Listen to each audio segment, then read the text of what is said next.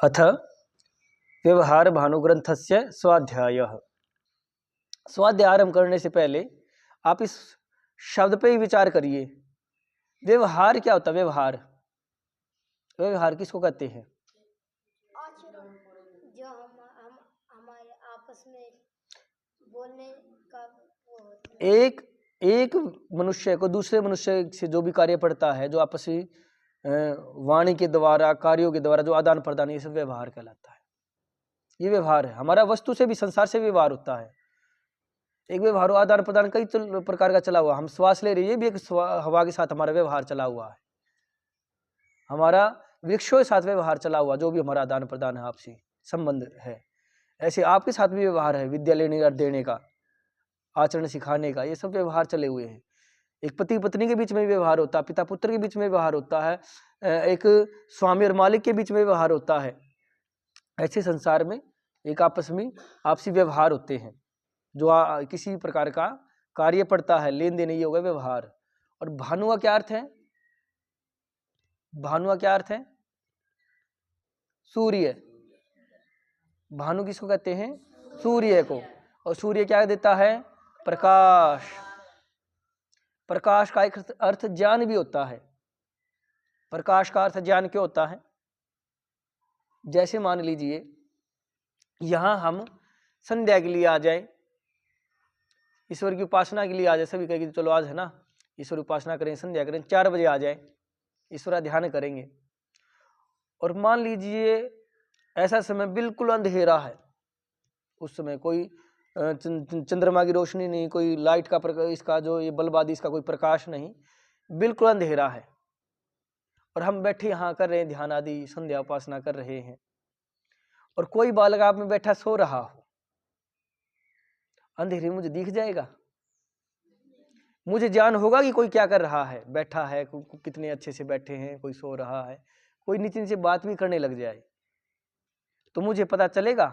वाणी यदि कान में पड़ी तो पता चल जाएगा, लेकिन दृष्टि से देखने से पता चल जाएगा क्या कर रहा है? दृष्टि से पता नहीं चलेगा, क्योंकि वो दिखाई नहीं दे रहा, क्योंकि वहां अंधेरा है। अंधेरा अर्थ क्या हो गया? अज्ञान। अंधेरा का अर्थ क्या हो गया? अज्ञान। हमें पता नहीं होता। और जैसे ही मान लो दिन निकलने लगेगा, सूर्य निकलने से पहले उसका प्रकाश आ जाता है, जिसको हम दिन निकलना कहते हो, प्रकाश आने लग जाएगा। तो जो प्रकाश यहाँ आएगा तो फिर वो मुझे ज्ञान होने लग जाएगा कौन क्या करने लग रहा है। प्रकाश की उपस्थिति में, हम आज विज्ञान में ही पढ़ते हैं, प्रकाश की उपस्थिति में संसार को देखते हैं। तो जैसे ही प्रकाश होगा मुझे दिखाई देने लग जाएगा, ज्ञान होने लग जाएगा। ऐसे ही ये भानु का अर्थ सूर्य, प्रकाश, ज्ञान हो जाना। व्यवहार संसार में हमारा आपसी व्यवहार कैसा हो, उसका हमारे हृदय में प्रकाश हो जाना, उसका ज्ञान हो जाना, उसका ज्ञान करवाने के लिए पुस्तक है जिसका नाम है व्यवहार भानु। इतना समझ में आया? व्यवहार भानु का अर्थ समझ में आया? हमारा संसार में व्यवहार कैसा हो, वो व्यवहार करना आ जाए, उसका ज्ञान हो जाए, वो हमारे हृदय में प्रकाशित हो जाए, उस उद्देश्य के लिए ये पुस्तक लिखी गई है जिसका नाम है व्यवहार भानु। एक बात तो ये 2 भागों में है। प्रथम भाग क्या है? भूमिका, और फिर आगे उसका व्याख्या है। तो भूमिका प्रथम, आज भूमिका पढ़ेंगे। भूमिका जितनी पढ़ पाएंगे उतनी पढ़ेंगे। पढ़िए। मैंने परीक्षा करके निश्चय किया है कि जो धर्मयुक्त व्यवहार में ठीक ठीक वर्तता है, बस इतना ही। मैंने, ये वाक्य आया, वाक्य पढ़ा, मैंने इस संसार में परीक्षा करके निश्चय किया है। इतना ही वाक्य, विचार करो। स्वामी जी क्या लिख रहे हैं? स्वामी जी ये जो पुस्तक लिख रहे हैं, भूमिका में बता रहे हैं कि स्वामी जी ने ये पुस्तक अपने अनुभव के आधार पर लिखी है। एक प्रकार से अनुभव किया है तब लिखी है, ऐसे नहीं कह रहे कोई किताबी बात बिना अनुभव की हुई। कैसे अनुभव किया? तो लिखते हैं, मैंने इस संसार में परीक्षा की। परीक्षा मतलब देखा, परखा कि कोई कैसा कैसा व्यवहार कर रहा है, और सारे व्यवहारों को, संसार को, लोगों को परख करके निश्चय पे पहुंचा। कोई अपना निश्चय हो गया कि बस ऐसा ही होता, निश्चय हो जाना कि ऐसा होता है, ऐसा नहीं होता, वो पक्का हो जाना, ऐसा ही होता है, इससे अलग नहीं होता, ऐसा बिल्कुल उसमें कोई संशय न रहना, ज्ञान में संशय न हो जाना, रहना, वो निश्चय होना होता है। जहां संशय होता वहां निश्चय नहीं होता। ज्ञान में जहां भी संशय होता है, संदेह होता है, वहां निश्चय नहीं होता। जो संदेह है और संशय रहित जो ज्ञान है वो निश्चयात्मक ज्ञान है, जिसमें कोई भ्रम न हो, जो बिल्कुल सत्य पर आधारित हो, तो वो क्या हो गया? निश्चयात्मक ज्ञान हो गया। तो स्वामी जी ने क्या लिखा वाक्य कि जो भी आगे बताएंगे तो संसार में परीक्षा की और फिर निश्चय पहुंचे। ये सत्य बात है जो कह रहे हैं। क्या निश्चय पहुंचे? पढ़िए। कि जो धर्मयुक्त व्यवहार में ठीक ठीक वर्तता है उसको सर्वत्र सुख लाभ, हाँ, जो विपरीत वर्तता है वह सदा दुखी होकर अपनी हानि कर लेता है। इतना पढ़ेंगे आज, बस इतना ही। ये विशेष वाक्य है, भूमिका में प्रथम ही लिख दिया। संसार में निश्चय परीक्षा की और निश्चय पहुंचे किस पर? जो धर्मयुक्त व्यवहार में ठीक ठीक वर्तता है। इसका अर्थ जिसके व्यवहार में धर्म हो, जो धर्मपूर्वक व्यवहार करता है, उसको सर्वत्र सुख लाभ होता है। कौन सा लाभ होता है? सुख लाभ होता है। कहीं भी चला जाए संसार में, सर्वत्र, यानी कहीं एक स्थान पर, किसी भी स्थान पर चला जाए, सर्वत्र लिख दिया। और कौन सा लाभ होता है? सुख लाभ होता है। और जो इसके विपरीत वर्तता, अर्थात जो धर्मयुक्त व्यवहार करता है, उसको दुख रूप हानि उठानी पड़ती है। ये वाक्य कहा। अब एक बात बताओ, आप पढ़ रहे हैं, क्यों पढ़ रहे हैं? उस ज्ञान का क्या करोगे? संसार में जी काम आएगा। कोई व्यापारी है, वो व्यापार क्यों करता है? धन कमाने के लिए। धन का क्या करेगा?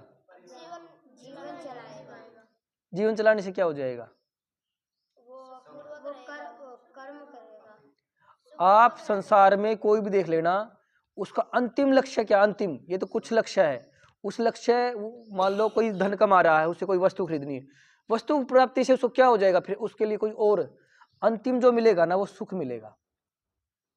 माता पिता कई बार कहते हुए मिलेंगे कि बालकों को इसलिए बड़ा कर रहे, कल को वो उसकी बुढ़ापे में सेवा कर सके, उसको सुख दे सके। एक चींटी अपने, वो कहीं आप देखना चिन्नी दाना मिल जाएगा, उसको इकट्ठा करेगी संग्रह, ताकि वो कभी भूखी ना रहे। भूख का मतलब दुख ना मिले। सब संसार के जो जीव हैं वो सुख के लिए दौड़ रहे हैं। किसी को चोट मारोगे, किसी को, पशुओं को हम डंडे से हाँकते हैं, क्यों? उनसे कष्ट होता है, तो फिर वो काबू में आ जाते हैं। यदि उनको सुख होता तो काबू में आते हैं। तो कोई भी जीव, कोई भी मनुष्य, कोई देख लो, उसका अंतिम परिणाम क्या मिल रहा है? सुख। हम कोई भी कार्य किस लिए करते हैं? सुख के लिए। अंतिम परिणाम क्या होता है? सुख। आपको भी यदि घर की याद आ रही है तो आप यहाँ दुख देख रहे हैं, वहां कोई सुख देख रहे हैं। यदि वो सुख यहाँ देखने लग जाए ना, सुख कैसे देखेंगे? यहाँ विद्या अध्ययन में सुख देखना कि विद्या हमारे काम आएगी। विद्या के बिना कैसे कैसे दुख आते, उस पर विचार करना कि यदि हम अनपढ़ रह जाएंगे, कई संसार में जाएंगे, कोई काम नहीं कर पाएंगे, तो दुख होगा। कोई, आप यहाँ व्यायाम करते हैं, यदि व्यायाम नहीं करेंगे तो शरीर निर्बल पड़ जाएगा, निर्बल पड़ेगा तो रोग आएंगे, तो दुख होगा। तो हम हर चीज में क्या, हमारा शरीर, कुछ तो आजकल क्या करते हैं, देखो सुख कैसे कैसे ढूंढ रहे हैं। शरीर में व्यायाम किस लिए कर रहे हैं? उनका शरीर अच्छा दिखे, किसी को प्रभावित करने के लिए, प्रभाव करने में सुख ढूंढ रहे हैं। फिर शरीर को जबरदस्ती जिम में तोड़ेंगे और उसमें कोई ऐसा उसमें भी रोग आ जाता है। शरीर दिख जाएगा बढ़िया, लेकिन 2 कदम चलेंगे तो दम फूल जाएगा, रोग आ जाएगा। तो हमारा व्यायाम करने का उद्देश्य क्या होना चाहिए? प्रथम, रोग न आए, स्वस्थ रहे, बलवान हो, कोई काम करे तो दम न फूले, अधिक देर तक कार्य कर पाए, शरीर से अधिक कार्य ले पाए, कोई रोग ना आए। इस प्रकार उससे हमें सुख मिलेगा, पर ऐसी दृष्टि नहीं रही। लेकिन मैं जो कहना चाह रहा हूं, हर प्राणी का अंतिम उद्देश्य क्या है? सुख प्राप्ति। अंतिम उद्देश्य क्या है? सुख प्राप्ति है। और वो सुख कैसे मिलेगा? उसका एक प्रकार क्या लिख दिया है, या पर हर प्रत्येक प्रकार, कोई भी संसार में कार्य कर लो, यदि वहां धर्म होगा, धर्म यदि उस व्यवहार में होगा, तो वहां क्या मिलेगा? सुख लाभ होगा। और यदि अधर्म पूर्वक आचरण करेंगे तो वहां दुख होगा। कैसे होगा? यदि धर्मयुक्त व्यवहार करेंगे तो सुख होगा, अधर्मयुक्त व्यवहार करेंगे तो दुख होगा। कैसे होगा? इस पर कल चर्चा करेंगे। आज इतना ही।